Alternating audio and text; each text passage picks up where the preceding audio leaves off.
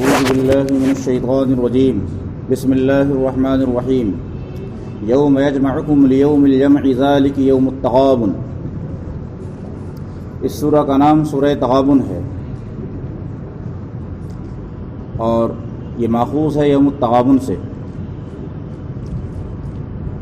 تغابن کا لغوی معنی ہوتا ہے گھاٹا اٹھانا، نقصان اٹھانا۔ غبن یغبن غبنا اے نقص فی الشیء،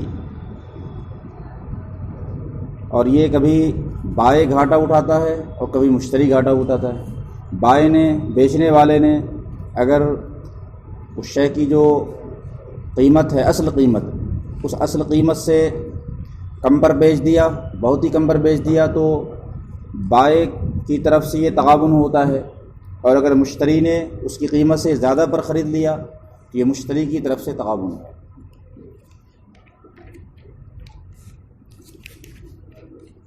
تو فرمایا یوم یجمعکم، جس دن تمہیں جمع فرمائے گا، جمع کرنے کے دن۔ وہ دن ہے ہار کھیلنے والوں کے ہار کھلنے کا دن، ہار والوں کے ہار کھلنے کا دن۔ ذالک یوم التغابن۔ یوم یجمعکم، یوم مضاف ہے اور ظرف واقع ہے، یجمعکم لیوم الجمع، یہ پورا جملہ یہ اس کا مضاف الیہ واقع ہے۔ پھر مضاف اپنے مضاف الیہ سے مل کر یہ مفعول فی بن جائے گا۔ کس کا؟ جب اس سے پہلے خبیر آیا، خبیر بما تعملون جو آیا ہے، واللہ بما تعملون خبیر، تو خبیر کا یہ ظرف واقع ہو جائے گا یوم یجمعکم۔ دوسری صورت یہ ہے کہ یوم یجمعکم یہ اذکر فعل مقدر کا مفعول فی واقع ہو، اذکر فعل مقدر ہو یہاں پہ، اذکر یوم یجمعکم، اس دن کو یاد کرو جس دن تمہیں جمع فرمائے گا۔ اور لام یہ فی کے معنی میں ہے، لیوم الجمع اے فی یوم الجمع، والمراد بیوم الجمع یوم القیامہ، لأنه يجمع فيه الاولون والآخرون من الجن والانس للحساب والکتاب وللجزاء، لذا سمی یوم القیامہ یوم الجمع۔ تو یوم قیامت کا ایک نام یوم الجمع بھی ہے، جس دن لوگوں کو جمع کیا جائے گا۔ اور لیوم الجمع یہ لام تو فی کے معنی میں ہے، یوم مضاف اور الجمع مضاف الیہ، مضاف مضاف الیہ سے مل کر مجرور ہو گیا، اور لیوم متعلق ہوگا یجمعکم سے۔ اور ذالک یوم التغابن، ذالک اس میں اشارہ مبتدا ہے، اے ذالک یوم الجمع یوم التغابن، یوم التغابن ہے، یوم التخاصر والنقصان۔ اس دن کس کے لیے؟ ذالک یوم التغابن للکافرین بترک الایمان و باختیار الکفر، وللمؤمنین یوم التغابن بترک الطاعہ و بترک الاحسان، یعنی وہ جو احسان تھا اور طاعت تھی اس کو انہوں نے ترک کر دیا، تو مومن کے لیے بھی وہ یوم التغابن ہے۔ وَمَن يُؤْمِن بِاللَّهِ وَيَعْمَلْ صَالِحًا يُكَفِّرْ عَنْهُ سَيِّئَاتِهِ، اور جو اللہ پر ایمان لائے اور نیک کام کرے، اللہ اس کے سیئات کو مٹا دیتا ہے۔ وَيُدْخِلْهُ جَنَّاتٍ، اور اسے ایسے باغوں میں داخل فرمائے گا جس کے نیچے نہریں رواں ہیں، خالدین فیہا ابدا، اس میں وہ ہمیشہ ہمیش رہیں گے۔ اب اس کی لغوی تفسیر پہلے سن لیں۔ تکفیر کا معنی کیا ہے؟ تکفیر کا ایک معنی ہوتا ہے کافر قرار دینا، لیکن یہاں یہ جو کفر تکفیر سے آیا ہے، یہاں یہ کافر قرار دینے کے معنی میں نہیں ہے، بلکہ ہے یغفر عنہ سیئاتی کے معنی میں، الغفر کے معنی میں ہے، غفران کے معنی میں ہے، العفو کے معنی میں ہے۔ اور سیئات سے مراد یہاں خطیئات ہیں۔ جنات جمع جنہ، والجنۃ بستان ذات اشجار کثیرہ وسمیت الجنۃ جنہ لأن أغصان الأشجار وأعضاءها تستر الأرض، زمین کو چھپا لیتے ہیں، اسی وجہ سے اس کو جنت کہا جاتا ہے، یعنی درختوں کی وجہ سے۔ ترکیب کے اعتبار سے دیکھیں، اب یہ ومن یؤمن، یہ واو مستأنفہ ہے، واو استئناف کے لیے، استئناف کہتے ہیں کسی چیز کو شروع کرنا، اور من شرط ہے اور جازم ہے، من اس میں موصول شرط جازم ہے، بلکہ اور من یہاں مبتدا ہے ترکیب میں، یؤمن یہ اس کی جزا ہے، من یؤمن، اچھا من اس میں شرط اس میں موصول اپنے صلہ سے مل کر پھر یہ مبتدا بن جائے گا، من مبتدا ہے اور یؤمن اس کی جزا ہے، اور اسی کی وجہ سے وہ مجزوم بھی ہے۔ پھر وَيَعْمَلَ الصَّالِحَ اسی پر معطوف ہے، اور صالحاً یا تو ڈائریکٹ یعمل کا مفعول ہے، یا اس سے پہلے ایک عملاً اس کا مصدر مقدر ہے، من یعمل عملا صالحا، یہ پورا جملہ ہو گیا، یہ صلہ بن گیا، اس میں موصول اپنے صلہ سے مل کر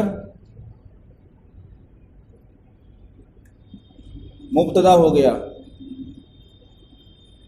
اور شرط یکفر عنہ سیئاتی، یہ پورا جملہ اس کی جزا واقع ہے،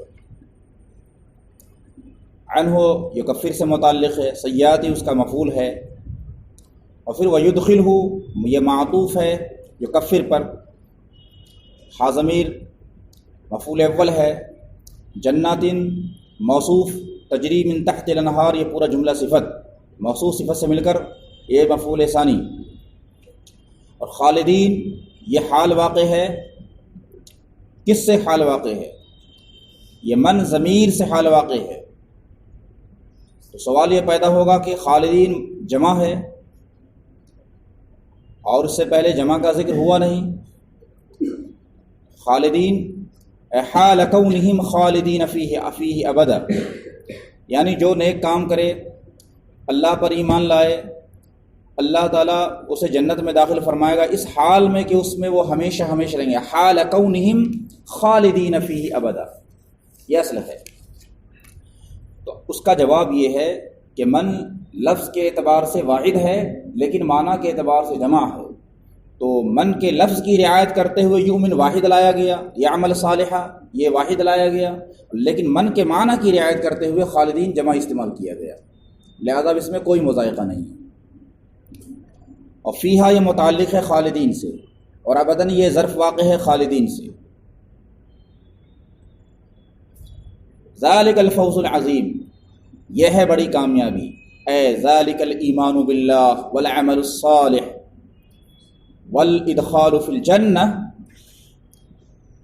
الفوز العظیم یہ بڑی کامیابی ہے۔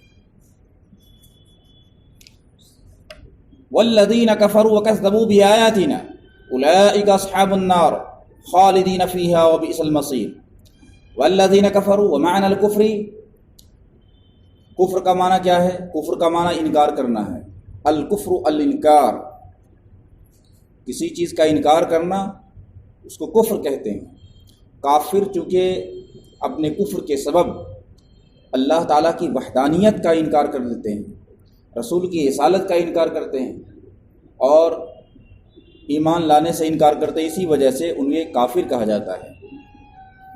اور جنہوں نے کفر کیا اور ہماری آیتوں کی تکذیب کی، وَكَذَّبُوا بِآیَاتِنَا، ہماری نشانیوں کو جھٹلایا دیکھنے کے بعد بھی، اولئک اصحاب النار، وہ دوزخی ہیں، ہمیشہ ہمیش اس میں رہیں گے، اے خالدین مخلدین فیہا وبئس المصیر، اور کیا ہی برا ٹھکانہ ہے، کون کیا ہی برا ٹھکانہ ہے، النار، تو اس کا مخصوص بالضم ہے وہ محذوف ہے۔ والذین کفروا، یہ واو یہاں پر اب اس کو عطف کے لیے بھی مان سکتے ہیں اور استئناف کے لیے بھی مان سکتے ہیں۔ الذین کفروا موصول اپنے صلہ سے مل کر یہ مبتدا بن جائے گا. الذین کفروا وکذبوا بآیاتنا، یہ پورا جملہ معطوف علیہ سے مل کر مبتدا. اولئک اصحاب النار، یہ خبر واقع ہے. اولئک مبتدا، اصحاب النار اس کی خبر. اور خالدین یہ اصحاب النار سے حال واقع ہے، حال کونہم خالدین. تو ذوالحال اپنے حال سے مل کے اور فیہا متعلق ہے خالدین سے. ذوالحال اپنے حال سے مل کے کیا بنے گا؟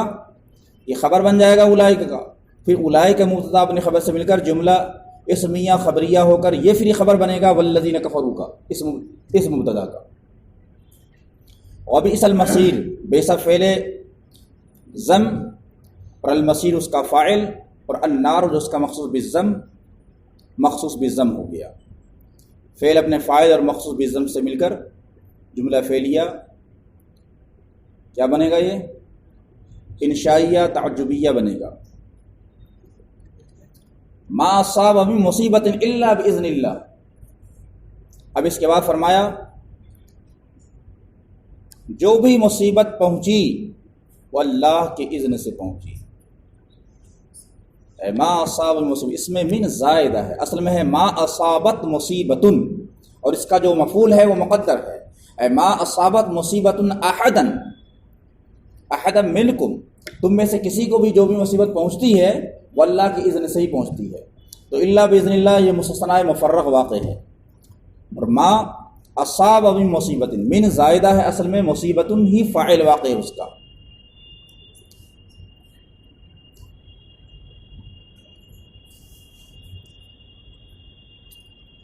اس کے بعد ومن یؤمن باللہ، مصیبت کو مصیبت اس لیے کہتے ہیں کہ اصاب و یصیب کا معنی ہوتا ہے پہنچنا. مصیبت یہ کسی کو پہنچتی ہے، یعنی نازلہ کے معنی میں ہے. یہ ایسی چیز جو اسے تکلیف پہنچائے، اسی وجہ سے اس کو مصیبت کہتے ہیں. ڈائریکٹ اصل میں اس کا معنی مصیبت نقصان دہ چیز نہیں ہوتی ہے، لیکن وہ اس سے ایک مجازی معنی پھر مراد لیا گیا ہے. لفظی معنی ہے کسی کو کوئی چیز پہنچے.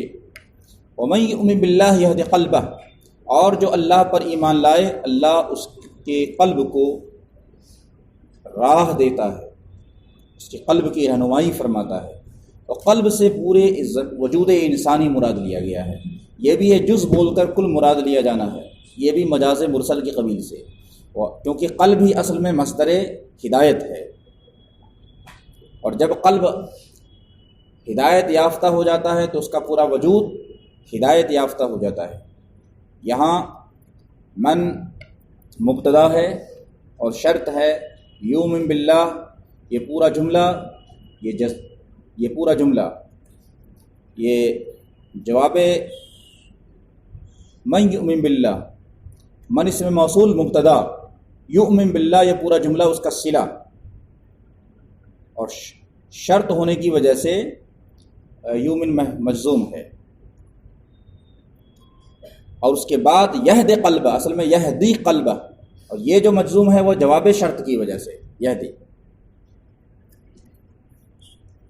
واللہ بکل شیء علیم، اور اللہ کو ہر چیز کا علم ہے اور اللہ ہر شے کو جانتا ہے. واللہ بکل شیء علیم، اس میں جلالت مبتدا ہے اور بکل شیء یہ متعلق ہے علیمن سے، اور علیمن خبر ہے. علیمن اپنے فاعل اور بکل شیء ظرف سے مل کر شبہ جملہ اسمیہ ہو کر یہ خبر بن جائے گا اس میں جلالت کا. اطیعوا اللہ واطیعوا الرسول، اور اللہ کی اطاعت کرو اور رسول کی اطاعت کرو. فَإِن تَوَلَّيْتُمْ، اطیعوا اللہ اصل میں اطیعوا یہ کیا ترکیب میں اطیعوا ہے. اطیعوا، یا متحرک ما قبل مفتوح، یا متحرک ما قبل حرف صحیح ساکن ہو گیا، یا کی حرکت منتقل کر دیے، اب اطیعوا ہو گیا.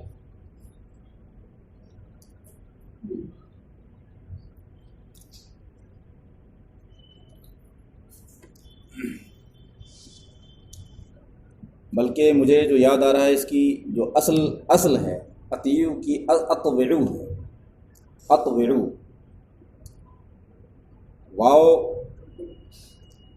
واو متحرک اس کا ماقبل حرف صحیح ساکن، تو واو کی حرکت نقل کر کے تا کو دیا، اب اس کے بعد واو واقع ہوا کسرے کے بعد، اب اس واو کو یا سے بدلا گیا، اب وہ اطوعوا سے اطیعوا ہو گیا۔ سمجھ میں آیا؟ یہاں پہ اطیعوا کی تکرار ہو گئی، یہ بھی ہو سکتا ہے اطیعوا اللہ والرسول، لیکن اطیعوا کی تکرار اس بات کو بتاتی ہے کہ رسول کی اطاعت مستقل اطاعت ہے، اللہ کی اطاعت مستقل اطاعت ہے اور رسول کی اطاعت بھی مستقل اطاعت ہے، اور تاکہ کوئی یہ نہ سمجھ لے کہ بس ہم اللہ کی اطاعت کر لیں گے تو رسول کی اطاعت ہو جائے گی۔ یہاں پر ایسا فرمایا کہ رسول کی بھی اطاعت تمہارے لیے ضروری ہے، اور دونوں کی اطاعتوں میں فرق ہے۔ اس کے برعکس قرآن میں یہ کہا گیا من یطع الرسول فقد اطاع اللہ، جس نے رسول کی اطاعت کی اس نے اللہ کی اطاعت کر لی۔ یہ ایک ہی فعل سے دونوں کا کام چلایا گیا، من یطع الرسول فقد اطاع اللہ، یا کوئی رسول کی اطاعت اللہ ہی کی اطاعت ہے۔ اب یہاں کہا گیا اللہ کی اطاعت کرو اور رسول کی اطاعت کرو، اب اللہ کو تو تم نے دیکھا ہی نہیں، اللہ کی اطاعت کس چیز میں کرو گے؟ جو رسول بتائیں گے اسی میں تو اطاعت کرو گے۔ اللہ کو کس نے دیکھا ہے؟ اللہ کو کس نے نماز پڑھتے ہوئے دیکھا؟ کس نے عبادات کرتے ہوئے دیکھا؟ کس نے اعمال انجام؟ وہ تو سب سے بے نیاز ہے، لہذا اس کی اطاعت تو رسول کی اطاعت کے بغیر ممکن ہی نہیں۔ اگر کوئی خدا کی اطاعت کرنا چاہتا ہے تو اس کو دیکھنے کے لیے کوئی نمونہ ہے ہی نہیں سوائے اس کے کہ وہ رسول کی زندگی کو دیکھے۔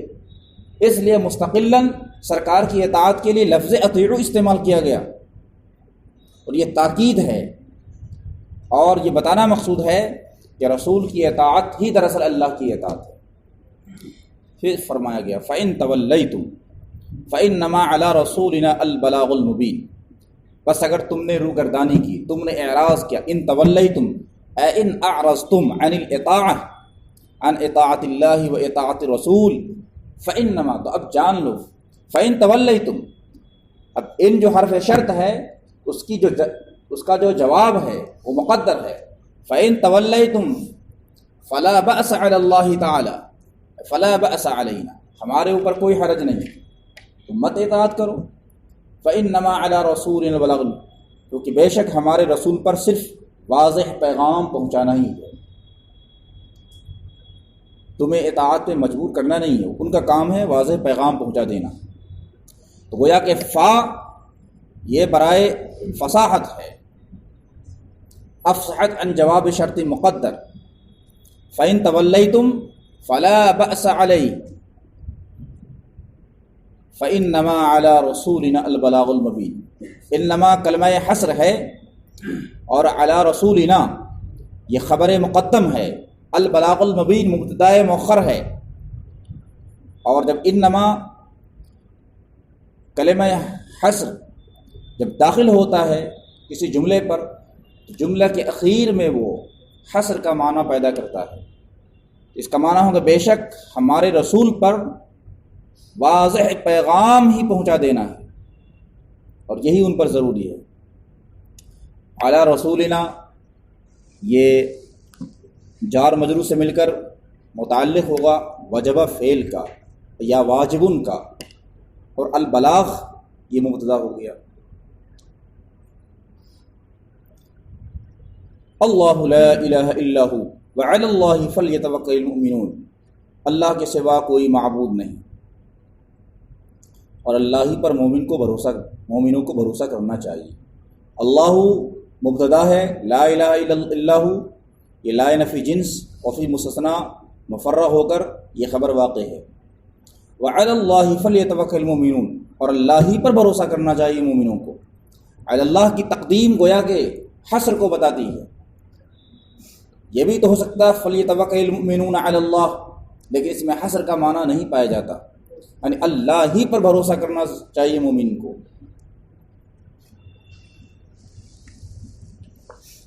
یا ایھا الذین آمنوا ان من ازواجکم واولادکم عدوا لکم فاحذروہم. اے ایمان والو، بے شک تمہاری بیویاں اور تمہاری اولاد یہ دشمن ہیں تمہارے، تو ان سے ڈرو. اب ترکیب میں دیکھ لیں اس کو، یا حرف ندا ہے اور اس کے بعد ایو منادہ نکرہ مقصودہ ہے، وہ گویا کہ اس میں موصول ہے. ہا برائے تنبیہ الذین اس کا صلہ، اور اس کے بعد آمنو الذین آمنو یہ صلہ ہو گیا. یہ پورا جملہ منادہ ہو گیا، پورا جملہ ندائیہ ہوا. پھر ان من ازواجکم، ان حرف مشبہ بالفعل، من ازواجکم و اولادکم معطوف اور معطوف علیہ سے مل کے اس کا خبر مقدم ہو گیا ان کا. اور عدوا لکم یہ مبتدا مؤخر، یہ اس کا اسم ہے عدوا لکم، اور لکم یہ عدوا سے متعلق ہے. یا یہ کہ یہاں پہ ایک صفت مقدر مانیں گے، اے عدوا کائنا لکم، اس سے اس کو متعلق بنا دیں گے. کہیں بھی سیٹ کرنا ہے اس کو، لکم کو ڈائریکٹ یا تو مصدر سے سیٹ کر دیں گے اس کو عدوا کو. یہ صفت کا صیغہ ہے. بے شک تمہاری بیویاں، ازواج جمع الزوج و اولاد جمع ولد، والولد یعم الذکر والانثی. جب اولاد یا ولد بولا جاتا ہے عربی زبان میں تو یہ مذکر مؤنث دونوں کو شامل ہوتا ہے، اور جب ابن بولا جاتا ہے تو مذکر کے لیے ہوتا ہے اور بنت مؤنث کے لیے ہوتا ہے. لیکن ولد کا جو لفظ ہے وہ مذکر یا مؤنث کسی کے لیے خاص نہیں ہے، اس لیے کہا گیا. تو اس میں اولاد میں مذکر و مؤنث دونوں شامل ہو گئے.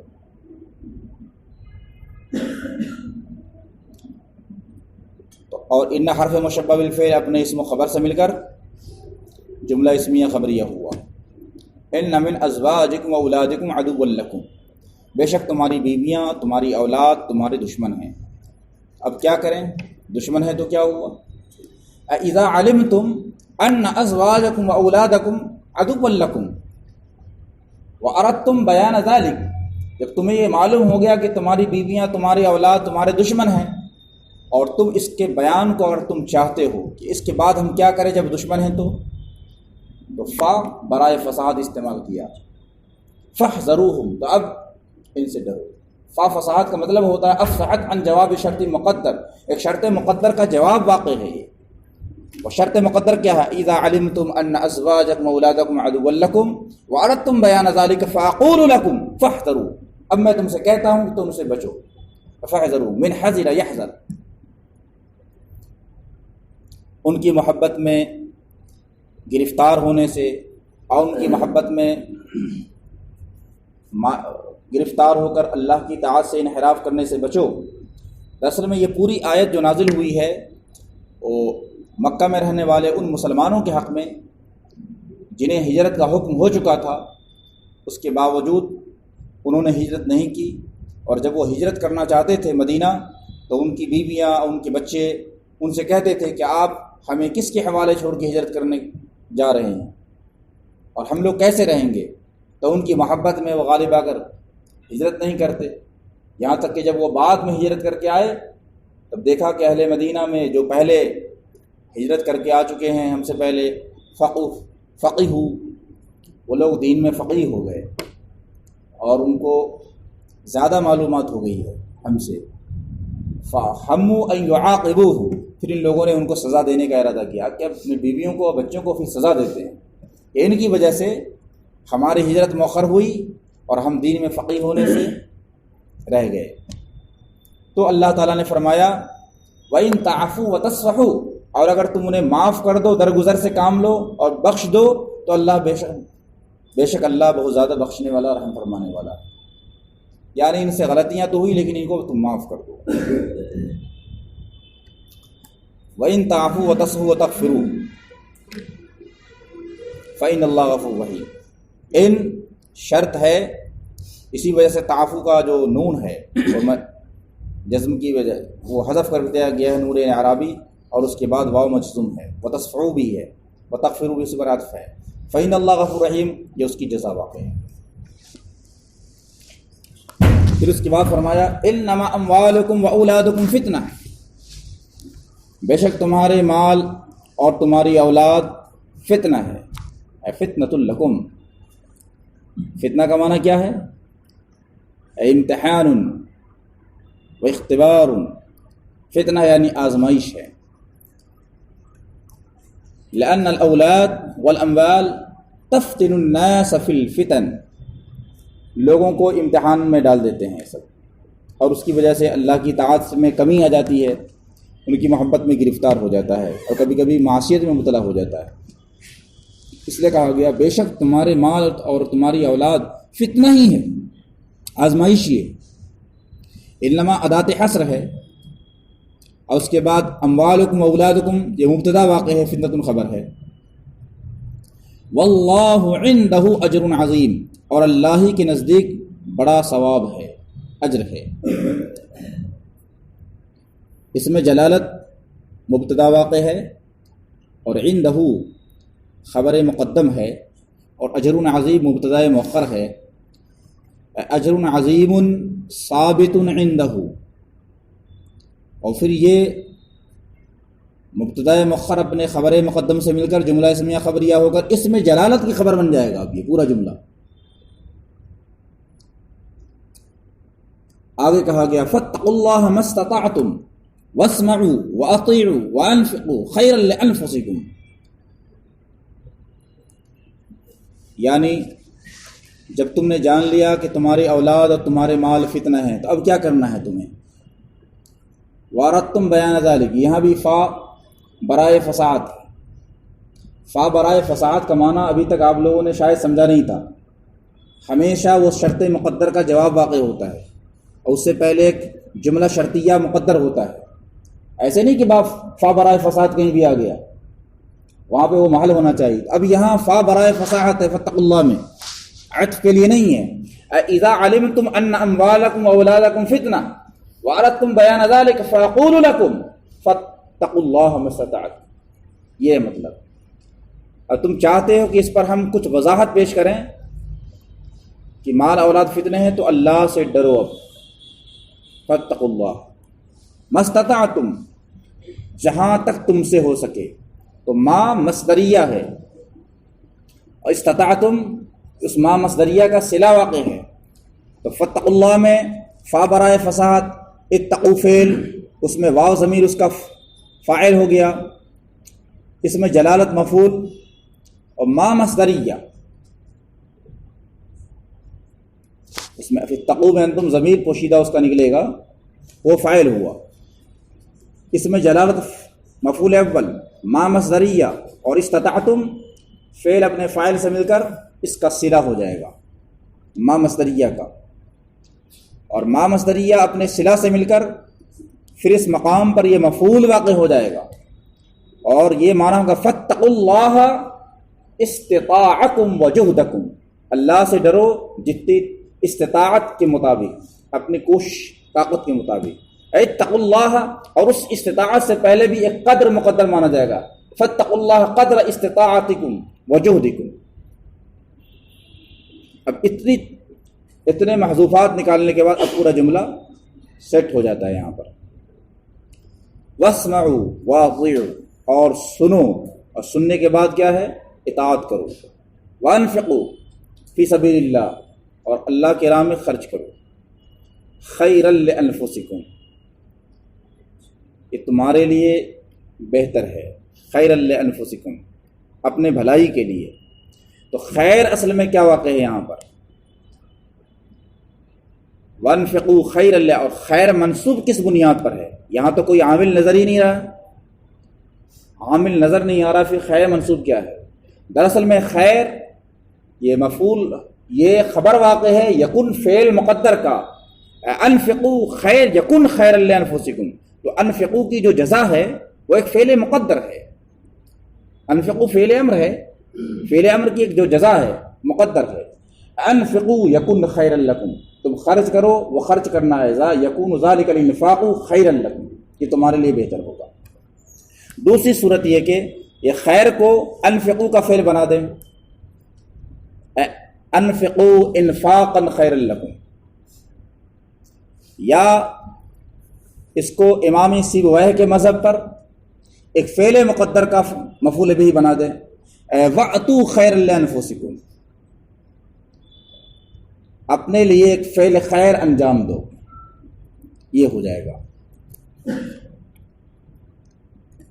تو خیر کے اندر بہت سارے وجوہ ہیں، لیکن ہمیں سب سے بہتر وجہ جو سمجھ میں آ رہی ہے وہ یہ کہ یکن فعل مقدر مان لیا جائے یہاں پر، اور بعض لوگوں نے یہاں پر حال بھی اس کو مانا ہے خیرن کو، لیکن وہ سب تاویلات بعیدہ ہیں۔ وَمَن یُوقَ شُحَّ نَفْسِهِ فَأُولَٰئِکَ هُمُ الْمُفْلِحُونَ، اور پہلی ترکیب جو میں نے بیان کی یکن، یہ امام ابو عبید کا قول ہے، جو بہت بڑے لغوی تھے ابو عبید، انہوں نے کہا ہے کہ یہاں پر یکن خیر لکم یہ ہونا چاہیے۔ وَمَن یُوقَ شُحَّ نَفْسِهِ فَأُولَٰئِکَ هُمُ الْمُفْلِحُونَ، اور جس کو اس کے نفس کی بخالت سے بچایا جائے تو وہی لوگ کامیاب ہیں۔ من اس میں شرط ہے، اور اسی وجہ سے یو کا فعل ہے، مجزوم ہے۔ اس میں شرط موصول یو کا صلہ، یو کا اصل میں یو قیو تھا، من وقا یقی، یا متحرک ما قبل مفتوح الف سے بدلا گیا تو یوقا ہو گیا۔ اب شرط کا صلہ ہونے کی وجہ سے اس کے آخر میں حرف علت تھا، اسے حذف کیا گیا اور یوقا ہو گیا۔ شح نفسی اے بخل نفسی، شح میں اور بخل میں فرق ہے۔ بخل کے اندر، مال کے اندر بخالت، یعنی انسان کو جہاں مال خرچ کرنا چاہیے وہاں خرچ نہیں کرتا، تو یہ بخل ہے۔ اور شح کے اندر بخالت شدید اور اعلیٰ پیمانے پر پائی جاتی ہے، ایک تو خرچ نہ کرے اور مال کا حرص بھی ہو کہ مال اس کے پاس آ بھی جائے دوسری جگہ سے، تو حرص کے ساتھ ہو تو یہ شح۔ فَأُولَٰئِکَ هُمُ الْمُفْلِحُونَ، اولئک مبتدا، ہم المفلحون مبتدا اول، ہم یا تو ضمیر برائے فصل ہے یا ہم مبتدا المفلحون خبر، مبتدا خبر سے مل کر پھر جملہ اسمیہ خبریہ ہو کر اولئک کا مبتدا خبر واقع ہو جائے گا۔ پھر من اس میں شرط اپنی جزا سے مل کر جملہ شرطیہ ہو گیا۔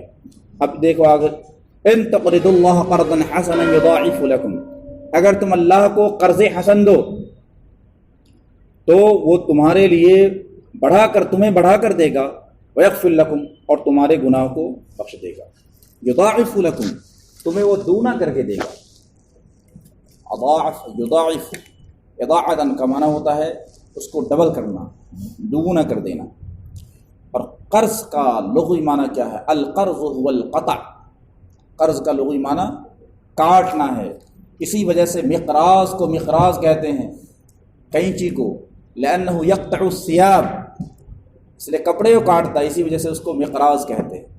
اور قرض کو اصل میں قرض اسی لیے کہا جاتا ہے لأن الانسان يقطع مالا معینا من ماله، اپنے متعینہ مال سے کچھ نکال کر دوسرے کو دیتا ہے، گویا اپنے مال سے اس کو جدا کر دیتا ہے جب اس کو قرض دیتا ہے، اسی وجہ سے اس کو قرض کہتے ہیں۔